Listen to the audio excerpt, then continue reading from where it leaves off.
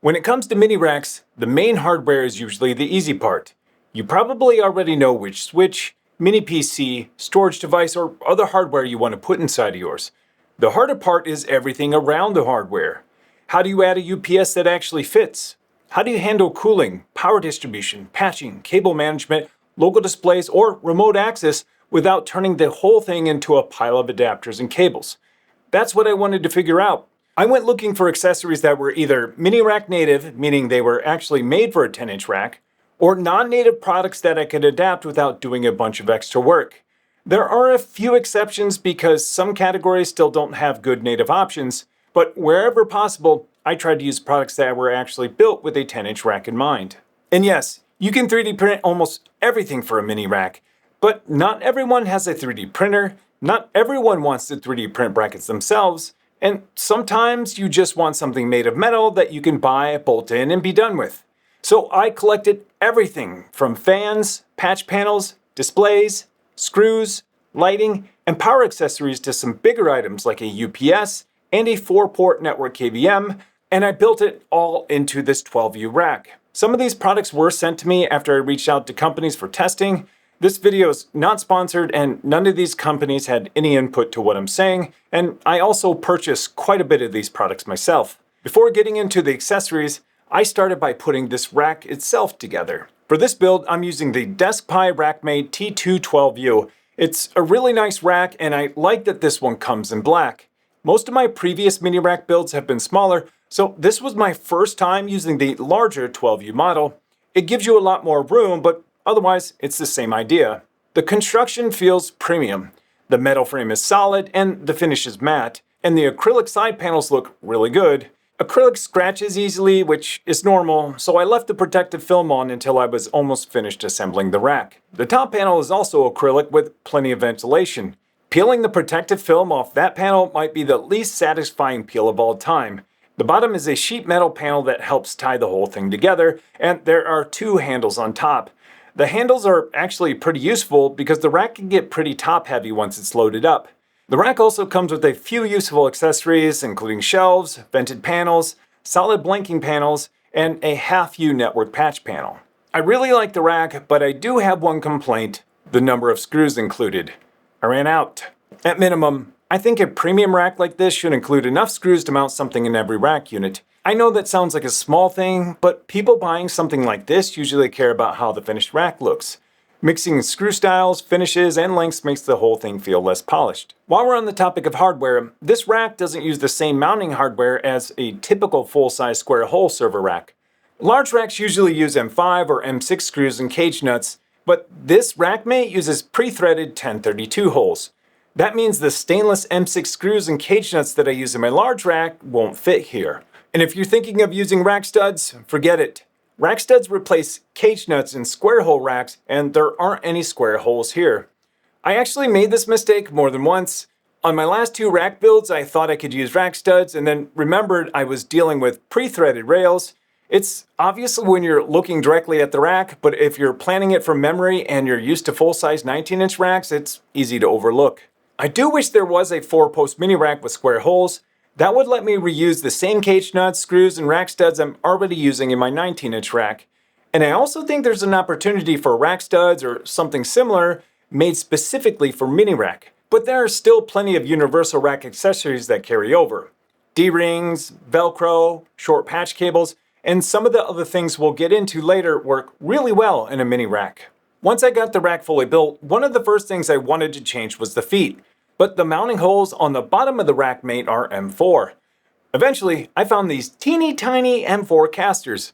They're probably the smallest casters I've ever seen, and they're seriously kind of cute. They thread directly into the M4 holes on the bottom of the rack.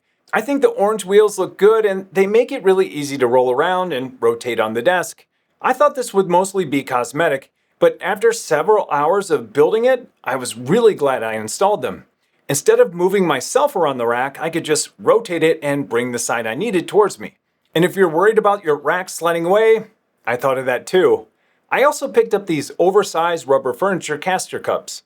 They look a little bit funny next to these tiny wheels, but they work like a parking brake, and it helps keep the rack from rolling off the desk. Now, I thought casters might just be a novelty or something funny for the video, but I'm keeping them on and I'll probably use them in future racks too. One of the hardest things to find in all of mini rack land is a UPS that actually fits.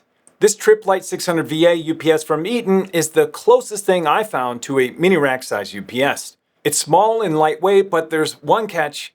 It doesn't slide cleanly through the front like a native rack mount device. It physically fits into the RackMate, but you have to angle it and slide it into place and basically build the rack around it. And that's why I had to think about this UPS so early on in the build, because once you install anything directly above it, you can't get it in or out. Now it's slightly taller than 1U, but by placing it at the very bottom of the rack, it gives you some extra headroom so it doesn't interfere with the rack unit above. Functionally, it does what a UPS should do. It has 4 outlets with surge protection and battery backup, and it keeps the rack powered during an outage. Now, if your mini rack pulls around 50 watts, you can expect roughly 45 minutes of battery runtime. The model that Eaton sent me also includes remote management, but it's cloud only. There's no local web interface, and you can't manage it directly over your own network. To use the management features, you have to add the UPS to Eaton's cloud platform using NFC or by scanning a barcode. The app took me a little while to figure out. You create groups, add the UPS, and then navigate back through those groups to find the device. I also expected individual outlet control, but the outlets are all or nothing. You can cut power to everything or restore power to everything. I learned that the hard way when I shut off all 4 outlets. The network switch was providing the UPS's internet connection, and that was plugged into the UPS too. So immediately it went offline and I couldn't turn the outlets back on remotely. Now, this was more of a Tim problem, but it also showed me the limitations of all or nothing control. The USB-C port also looked like it might provide local UPS data for something like NUT server, but it's only a management port. I couldn't use it to read the UPS status locally from a server. Now, I should be clear that I'm looking at this through a very specific lens, how well it works in a home lab mini rack. I'm willing to bet that that's not the primary use case for this model. If you're using it for point of sale system or a kiosk or managing a fleet of UPS devices, the cloud-first design might make a lot more sense. For my use though, I'd rather have local management with the optional cloud access. Eaton also sells a non-cloud version, so if remote management doesn't matter to you, you can pick that one up and save some money. The physical design is already really close to being a native 10-inch rack mount UPS. If Eaton added rack ears or made it just a little bit thinner and designed it around a 10-inch mounting from the beginning, it could be a really awesome option for mini racks. Overall, I'm glad it fits and it does exactly what it was built to do, and it's a little nice compact UPS with remote management, which is rare at this price. I add lighting to almost every rack that I build, large or small. RGB lighting is controversial. Some people think it has no place in the rack, but I'm on the opposite side. I think it's fun, and it can also be practical when you're working inside of the rack. For this build, I used a USB-C powered RGB cob strip. Now, cob lighting gives you a smoother, more continuous look than a traditional strip where you can see every individual LED. This 6.5 foot strip was long enough for the 12U RackMate. The strip can be cut at the marked copper cut points. I'm always a little bit nervous cutting the light strip for the first time, but it worked out just fine. I do wish it included a small protective end cap for the cut end. It's probably unlikely that it would short out against the rack, but I wrapped it in electrical tape anyway. The adhesive holds surprisingly well. It stayed exactly where I placed it for weeks. There are lots of effects including chasing, flashing, pulsing, and gradients, and you can also speed them up or slow them down. So yes, I think RGB is fun, but I also think that lighting belongs in the rack because it's actually useful. Rack shelves are still the easiest way to mount hardware that's oddly shaped or just wasn't designed for a rack. The RackMate shelves take up standard rack units and work well for mini PCs, switches, power adapters, and other equipment that doesn't have a native mounting option. As you can probably tell, it's still pretty rare to find hardware that natively fits a 10-inch rack, so shelves are still king when it comes to making weird devices fit. Blank and vented panels are mostly cosmetic for me because I tend to fill every rack unit, but they can also work as placeholders for something you plan to install later. I did find one practical use for the vented panel at the bottom of the rack in front of the UPS. It hides the unfinished looking front of the UPS, keeps airflow open, and helps prevent it from sliding forward when the rack is moved. A small rack doesn't automatically mean a cool rack. People pack these things with mini PCs, hard drives, GPUs, AI systems, and networking equipment, all sitting really close together. Now, depending on what you install, you may need some active cooling inside of the rack. I tested two very different cooling panels for 10-inch racks, both from DeskPi. The first is a 1U quad fan panel. It's designed to pull warm air up from below and exhaust it through the top of the panel. The most natural place for this is probably at the top of the rack, although you could mount it directly above or below something you're trying to cool. The second is a 2U dual fan panel designed to move air horizontally through the rack. Both panels include temperature probes and programmable fan controls, and both use 12-volt DC power. I tested the airflow with caution tape, which gave me a convenient excuse to literally throw caution into the wind.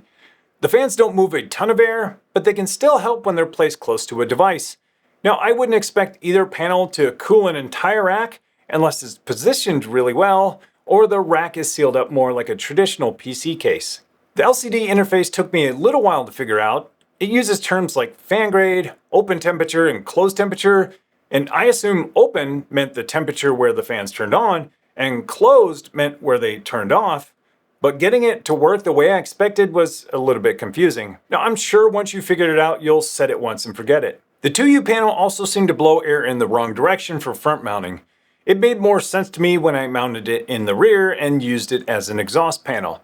Now, there may be a good reason for the direction they chose, it just wasn't what I expected when I first turned it on. Now, neither panel included a power adapter, which did surprise me. DeskPi also sells a DC distribution unit that can power several of these accessories, so maybe the expectation is that you'll use one shared power source. Either way, I would have liked to see a power adapter included. Overall, the fan panels fit cleanly and they're purpose-built for 10-inch racks, and they're really well made.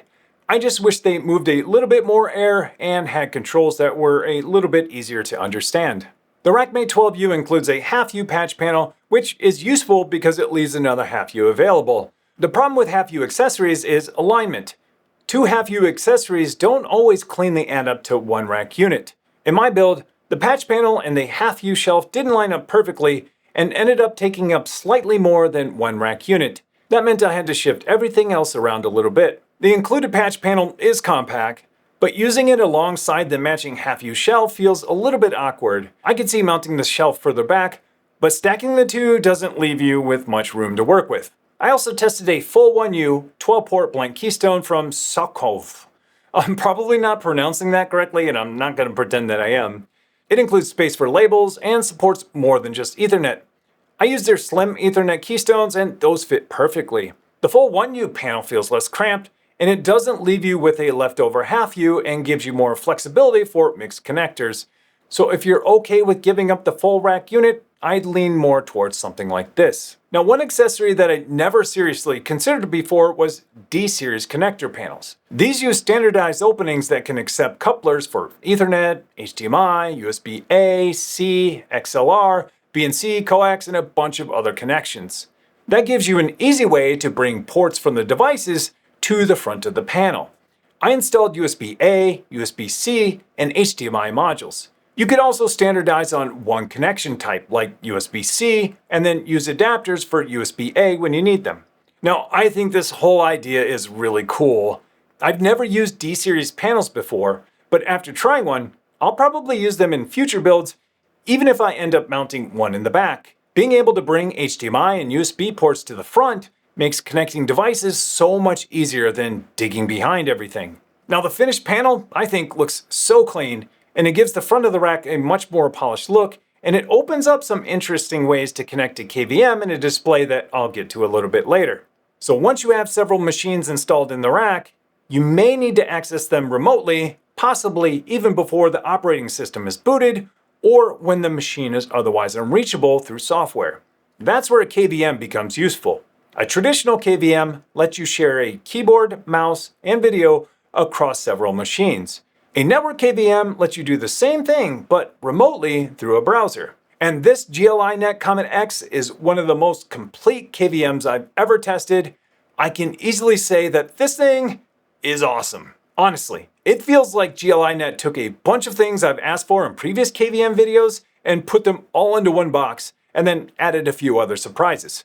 First, the obvious thing, it fits natively in a 10-inch rack with the included rack ears, which is a huge plus. The funny thing is that product designers don't have to reinvent the world here. If a small device already fits within 1U and 10 inches, adding mounting points and including rack ears can be enough to make it fit right into the ecosystem. And if you want to take it further, take notes from this KVM. The Comet X is a 4-port KVM that supports up to 4 devices at 4K and 30 frames per second. It can be powered by USB-C or PoE. And PoE is especially useful in a rack because it removes the need for another power adapter and fits naturally with how networking equipment is usually deployed. That one detail makes it feel like GL.iNet understands the home lab and mini rack crowd. The front includes USB ports for keyboard, mouse, storage, or hub, and it also has a touchscreen interface. The screen can show settings and even a live preview of the connected machine. The live preview probably doesn't have a ton of practical use. Well, maybe you'd use it to check on a machine before connecting a monitor to troubleshoot it or reboot it, but either way, it's a nice touch and I'd rather have that feature than not. There's also an optional cloud service, but it can be disabled. I tested everything local with cloud access turned off and everything worked great. And if you're still worried about it reaching out to the internet, you can create a firewall rule and block it, and you can still update the firmware locally through the browser. One thing that I noticed is that switching between machines takes a lot longer than I expected. It's something like 6 or 8 seconds from both the touchscreen and the web interface, or even using this button. Now that's a lot slower than I expected, but it's not a deal breaker, but I do think it should be improved. There might be some technical limitations involved because the rest of the product is so polished that the delay really stands out. You can also lock the screen with a pin. The lock screen behavior is a little bit strange though, because the entire KVM can be reset by holding down the physical button in the front, and that also clears the lock. That makes the lock feel a little less useful, although I guess you would know at least if somebody tampered with it because the lock on the screen would no longer be enabled. The web interface is super polished and responsive. I'd like easier access to the on-screen keyboard for BIOS work and special key combinations, but that's something a software update could improve. The KVM also includes optional applications like Tailscale and Zero Tier. NetBird is listed on their website, although I didn't see it in the firmware that I tested. It had 64 gigabytes of built-in eMMC storage, which is useful for keeping real Linux ISOs, recovery tools, and other files available to all 4 machines. One of my biggest requirements for any smart KVM is local pass-through, and I test this with every KVM that comes my way. I still want to be able to connect a physical monitor, keyboard, and mouse and use it like a normal KVM. The Comet X supports that and even calls it out as a feature rather than leaving me to discover it through trial and error. And that local control is where the rack mount displays come in. To test local pass-through, I connected the KVM to both DeskPi's rack mount displays. The larger model is a 9-inch 3U touchscreen with a resolution of 1280 by 720. It connects over HDMI and it has a dedicated 5-volt USB-C port along with a second USB-C port that handles both touch and power. It also includes a 3.5mm audio output which passes the audio received over HDMI to headphones or speakers. Now the smaller model is a almost 8-inch 2U touchscreen with a resolution of 1280 by 400. It's pretty much the same in every way, but it uses a very unusual ultra-wide resolution. Both displays look really good in a mini rack, and the touch input works on both. The 9-inch display works better for controlling one of the machines and displaying a Home Assistant dashboard because it gives you more vertical space. The 2U display works well for status information, but the 1280 by 400 is an awkward resolution for a lot of dashboards. Grafana looked okay on both, and Chrome recognized the touch input so I can scroll and interact with everything in full screen mode. I connected 3 machines to KVM ports 1 through 3, and then I connected the 4th port to the D-series USB and HDMI ports on the front of the rack. That gives me a temporary troubleshooting port whenever I need to connect a 4th machine. I also used the front panel USB ports for a keyboard, mouse, and Ventoy drive so I could enter the BIOS, change the boot order, and reinstall an operating system. This made it really easy to test the local control feature, and it worked exactly as you'd expect. It was fast, local, supported multiple connected devices, and touch worked too. But whether I'd permanently give up 2U or 3U rack space for a built-in screen is another question.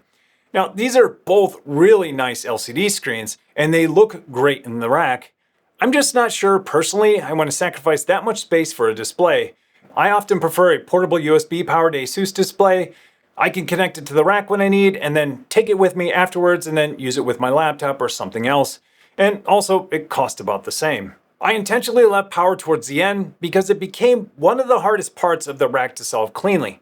A mix of AC adapters, USB-C devices, DC barrel connectors, and different voltages can turn a clean rack into a rat's nest of cables really quickly.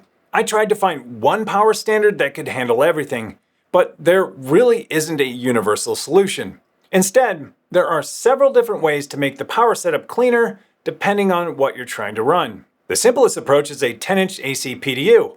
Plug in each device using its normal adapter and call it done.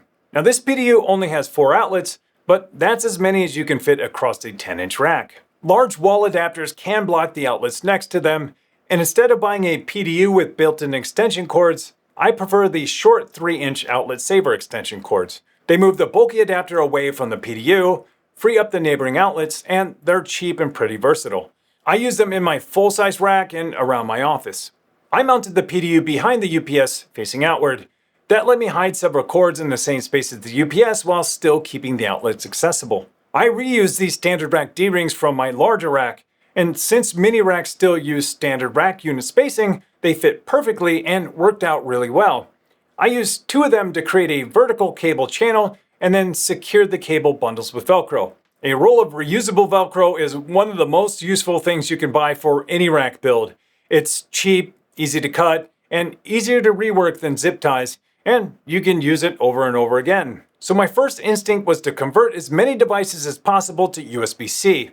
I already have a lot of USB-C cables and chargers, and I'd rather standardize on USB-C whenever I can. I decided to test this Sabrent 8-port charger, which I bought after seeing it on Jeff Geerling's channel. Thanks, Jeff. Now it's powerful, and the display is really useful, but the physical design is awkward on a desk, and it's especially awkward in a rack.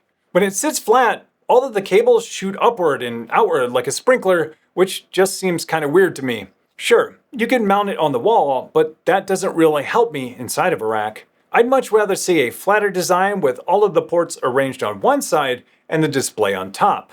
For a desk or a rack like this, that layout would make cable management a lot easier.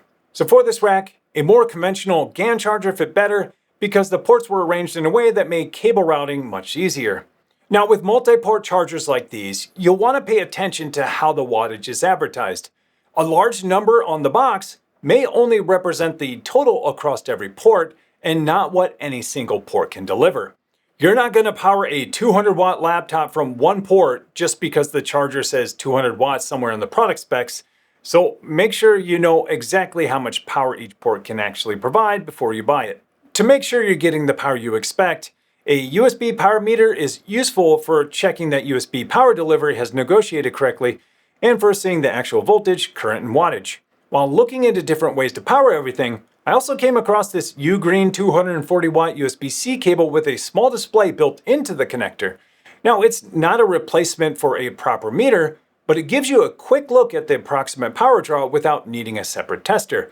Devices that already use USB-C are pretty easy to power from a USB-C charger. The bigger challenge is all of the existing hardware that still uses DC barrel connectors. Now, Werewolf's VFLEX is a pretty cool solution. It converts USB-C power delivery into a configurable DC output. You configure it by connecting the VFLEX base to something like your phone and opening their app. From there, you can choose the output voltage, give it a name, and connect the appropriate barrel cable. One important thing to understand is that the device on the other end doesn't negotiate with VFLEX. VFLEX outputs whatever voltage you program to it. So that means you'll need to check the original power adapter for the correct voltage, connector size, polarity, and current before connecting anything. This really isn't a limitation of VFLEX, it's just how these DC power devices work. Unlike USB power delivery, there's no negotiation happening between the power adapter and the device. If the device needs 5 volts, set it to 5 volts. If the device needs 12 volts, set it to 12 volts, and make sure the connectors fit. One downside is the dependency on their app. If the app ever goes away, so does your ability to reconfigure the VFLEX bases. Now, I hope Werewolf eventually offers a CLI or some other local configuration option so people can keep changing the voltage without depending on the company or its app. Another solution I picked up to test is this USB-C to DC cable adapter, which works on the same basic idea. You connect it to USB-C power, press the button, select the voltage, choose the correct barrel tip, and then connect it to the device. Now, just like the VFLEX, you'll need to match the voltage, connector, polarity, and power requirements of the original adapter. And make sure you select the correct voltage before plugging it into the device, because the wrong setting could damage it. Now, the cable costs around $15 and includes a pretty large selection of barrel tips, so this should work with a lot of different devices. And even though the selected voltage is shown on the display, I'd still test the output before connecting it to anything, just to be safe. Now, I think this makes more sense as a toolkit item for occasional use. You throw it in a bag or in a drawer, and if you need to power some random barrel jack device from USB-C, it'll probably have you covered. But for permanent or semi-permanent installations, I feel that VFLEX feels a lot cleaner, and it's a little more set it forget it because once you program the base, you don't have to worry about accidentally changing the voltage. So what if you have a bunch of DC powered devices and you don't want to convert each one to USB-C? Is a pile of individual bricks your only option? Well, no, because DeskPi makes a DC PDU that initially looked like it might solve the problem. Before testing it, I thought it might let you connect different devices with different voltage requirements and handle the conversion for you. Sadly, that's not what it's designed to do. This is a 7-channel DC distribution unit. Whatever voltage goes in the PDU is the voltage that comes out of all 7 channels. Now, it supports up to 24 volts and 8 amps total, with limits on each individual channel. The outputs can be switched independently, and you can connect devices from either the front or the back. Now, this works well when several devices share the same voltage and polarity. For example, several 12-volt mini PCs, the DeskPi fan panels, and other 12-volt accessories that could all share one 12-volt power source. Now, it's a narrower use case than I originally expected because every device connected needs to match. I also tested a hybrid setup, a USB-C power delivery into a VFLEX configured for 12 volts, then 12 volts from the VFLEX into a DC PDU, and then finally 12 volts distributed across several devices. It's kind of wild to think about, but it gives you USB-C as the main power source while still using DC cables inside of the rack. Adding VFLEX makes the PDU a little more flexible, but the important thing to remember is that the PDU is distributing voltage, it isn't converting it. Another way to deliver power is PoE, or Power over Ethernet. You can use a PoE switch along with a PoE to USB-C or PoE to DC splitters at each device. This can work really well for 1 or 2 devices, but once you add more than that, the number and size of the splitters can become too difficult to hide inside of the mini rack. In one of my previous builds, I powered 2 entire mini network racks from a single PoE switch port and 1 Ethernet cable, so it's definitely possible. But these splitters usually have fairly low voltage and power limits, which restricts the types of devices you can actually run. Now, what I learned from testing all of these different power options is that none of them work for everything. Some systems still have internal AC power supplies like B-Link devices. Others, like the Asus GX10, require far more USB-C power than a typical charger can provide. The reality is that most mini racks will probably use a combination of AC, USB-C, DC, and PoE depending on the hardware. And that's okay. You don't need to force every device onto the same power standard when it doesn't make sense for the hardware. After testing all of this, I don't think the takeaway is that you need every accessory in this rack. You definitely don't. 3D printing is still probably the best solution for a lot of mini rack hardware, especially when you want something made for one specific device. But there are finally enough off-the-shelf products that you don't have to print or improvise every single part within the rack. What's exciting is that the mini rack ecosystem is clearly growing, and there are already a lot more off-the-shelf options than there were when I built my first rack. Now, some of these accessories worked really well, some of them felt a little more expensive for what they offered, and a few were more limited than expected. But in a lot of cases, the best solution was a mix of mini rack native products and normal rack accessories like shelves, D-rings, Velcro, and short cables and adapters. And that's really what I wanted to figure out in this video. Not which switch or mini PC you should put in your rack, but how to handle everything around the hardware once you start putting it all together. So hopefully this gave you a few ideas about your own mini rack, showed you what's actually available, and maybe saved you from buying at least one thing that doesn't fit. Well, I hope you enjoyed this video. I'm Tim. Thanks for watching.